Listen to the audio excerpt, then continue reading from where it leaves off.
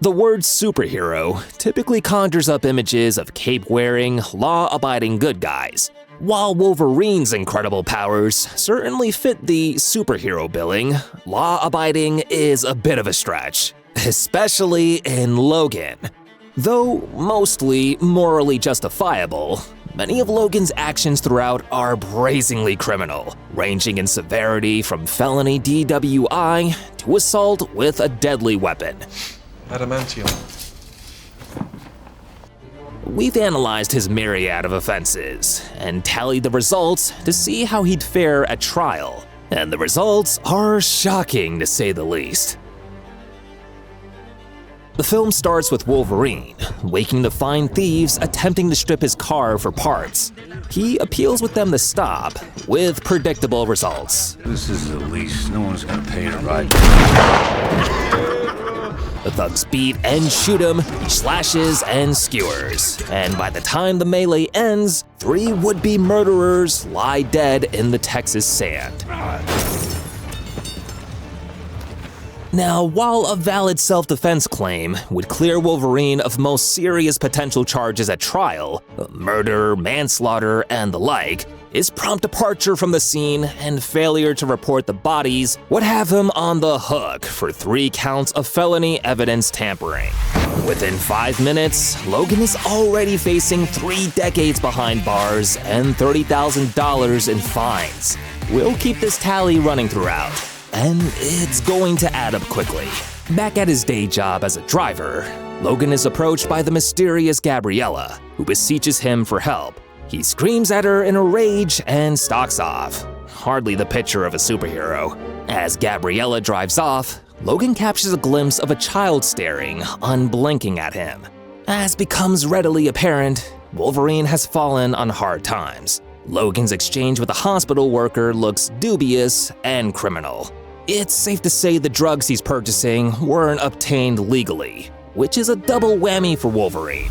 He's not only on the hook for misdemeanor drug possession, but misdemeanor receiving stolen property as well. As it turns out, drugs aren't his only vice. Back behind the wheel, Wolverine downs whiskey from the bottle before realizing he's not alone. The villainous Donald Pierce appears in his back seat. As I live and breathe, the Wolverine. And he's a junkie now. Who the you? Referring to the disheveled Logan as a junkie before requesting his cooperation in tracking down an escaped mutant girl, the same girl Logan had seen in Gabriella's car. Now, while Pierce is far from upstanding himself, he does seem to have a point. Drinking and driving isn't the hallmark of someone who has it together. It is, however, a crime, albeit a misdemeanor, assuming a first-time offense. Logan crosses into Mexico, and the purpose of his surreptitious purchase becomes apparent. Professor X is ailing, and Logan is charged with caring for him. He does so with the help of Caliban, medicating X with a cocktail of pills and injections that return him to lucidity. Logan writes off X's assertion that there are more mutants out there, claiming none have been born in 20 years before leaving the professor lying in his makeshift hospital. Why are we here? No one should live like this, drugs in a fucking tank. For your own good. No, it's not. Logan returns to Texas and continues working. He finds Gabriella and the young mutant, and reluctantly accepts a $20,000 down payment in exchange for transporting them to an unspecified address in North Dakota. He has misgivings, but the promise of another $30,000 upon reaching Eden is too good to pass up. It'll allow Logan and X to buy a boat and flee Mexico for the open ocean. He returns to Mexico and informs X and Caliban he'll be away for a few days. Back in Texas, Logan is ready to make good on his promise, but he's too late. The motel room has been ransacked, the girl is missing, and only Gabriella remains, slumped dead in a chair. Once again, Wolverine doesn't report the clearly suspicious death. He flees back to Mexico, joined by 2 unexpected arrivals, the mutant Laura and the transigent security chief Pierce. Laura shows a glimpse of her powers by bludgeoning Pierce unconscious. Logan instructs Caliban to dump him far away from their hideout, and deals Pierce a vicious kick to the head to ensure he stays unconscious, adding another felony assault charge to his list of crimes. Elevated from misdemeanor, as it was reasonably intended to cause serious bodily harm. But it doesn't work. Pierce wakes up, captures Caliban, and leads a cavalcade of soldiers back to X's compound in an effort to recapture Laura. It's a deadly mistake. Laura's powers, as it turns out, are a bit more evolved than Logan's initial estimation of being able to throw things. She butchers her would-be captors with her own set of Wolverine-esque claws. After his amazement wears off, Logan joins in, slashing an opening in the wall of soldiers and escaping alongside Logan and Professor X.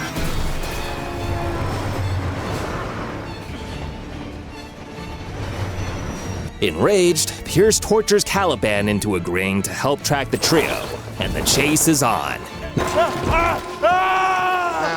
Let's not bring out the worst in each other. Now, the trio stops at a convenience store to use the restroom. As Logan tends to Professor X, Laura again displays her incredible power and feral nature. She grabs snacks and sunglasses, munching around the store until a concerned cashier confronts her. You know you gotta pay for that, right? She slams him to the ground and is primed to drive her claws through his skull, when Wolverine arrives just in time to stop her and offer a terse reprimand. Before they leave, he helps himself to a phone charger and a handful of cigars. Assuming this haul doesn't exceed $100 in value, Wolverine will only face a misdemeanor petty theft charge and a fine for this most recent crime, though community service could be mandated as well. Things are about to escalate quickly, so let's take a second to recap Logan's current debt to society. 63 years plus 1 week in prison, $66,500 in fines, 180 days suspended license, potential community service. As X and Laura sleep in the car, Logan reviews harrowing transigent footage found on Gabriella's phone, where the truth behind Laura's powers and fugitive status are revealed. Laura was created as part of a program to turn children into mutant weapons. Transigent developed a superior weapon though, and the plan was shelved. A pleasant way of saying the children were to be killed. Horrified, Gabriella attempts to save Laura and as many mutant children as she can, with the ultimate goal of fleeing to Eden, a safe haven where the mutants can live without fear of being hunted. A place for mutants. They call it Eden. With Pierce hot on their trail, thanks to Caliban and a tracking chip, Logan sets out to find a new ride for the fugitives, leaving X and Laura recuperating in a hotel. Armed with Gabriella's cash, he's able to purchase a car, but has to wait in a bar as its tires are replaced. How long will that take? Hour. There, he makes a horrifying discovery. The Eden they're fleeing to is nothing more than a bit of comic book fiction. He also pounds whiskey before getting back behind the wheel, a major no-no that'll add another misdemeanor DWI charge to his rap sheet.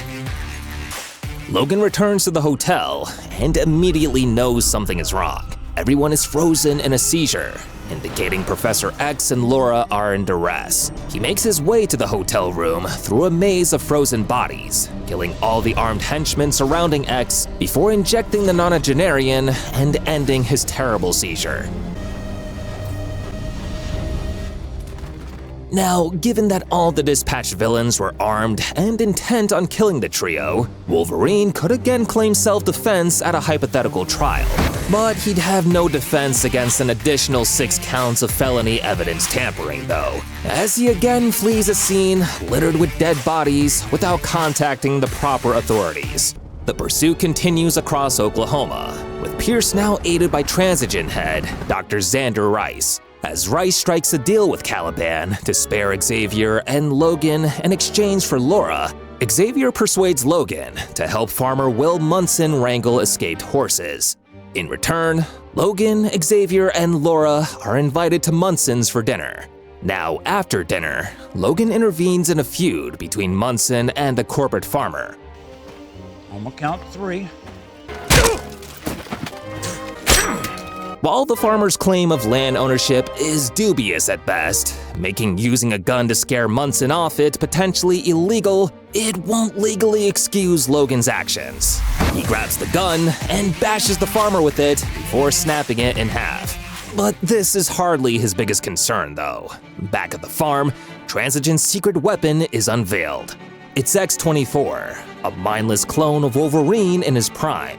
Now, X-24 kills 3 of the Munsons and attempts to flee with Laura. Wolverine battles him, but is on the verge of being overpowered when Will slams into X-24, pinning him and allowing Wolverine and Laura to escape. Will succumbs to his injuries, as do Caliban and Xavier. Perhaps unsurprisingly, Logan doesn't stick around long enough to alert authorities this time either. Now, while his decision to flee with Laura makes sense given the context, the cops are unlikely to see it this way. 6 more felony evidence tampering charges and another $60,000 in fines are coming. Logan buries Xavier in the woods before the grief overwhelms him. He bashes his truck to pieces before collapsing in the middle of the road. Now, Laura manages to get him to medical attention, saving his life. When he regains consciousness, Wolverine insists on making a hasty getaway. Now, in spite of reproving Laura for grabbing keys to a vehicle and hopping into it, Logan doesn't walk his talk. The pair flee in the now stolen car, adding a felony Grand Theft Auto charge to his laundry list of crimes. They make their way to North Dakota when Richter and the rest of the Transigen children are preparing to cross into Canada. Now, Logan initially refuses to join them, but when he sees a caravan of Reavers moving to ambush them, abruptly changes his mind and gives chase. Not before grabbing a vial of serum Richter gave him to boost his strength for the impending battle. With his powers at their highest, Logan and the children destroy the Reavers and kill Rice and Pierce, setting the stage for a final showdown with X-24.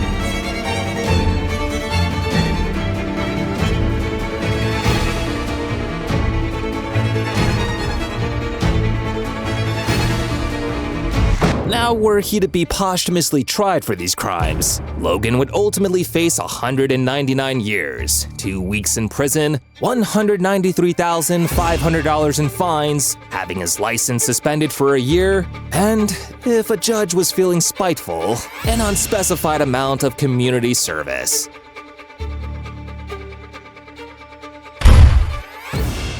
What do you think? Does the punishment fit the crime? Or is being pursued by a supervillain and an army of evil henchmen a reasonable enough defense to warrant a serious reduction? Let us know in the comments, and be sure to like, share, and subscribe for more detailed analysis of the big screen's biggest criminals. Failure to like, share, and subscribe is punishable by a fine of $10,000 and up to 10 years in prison.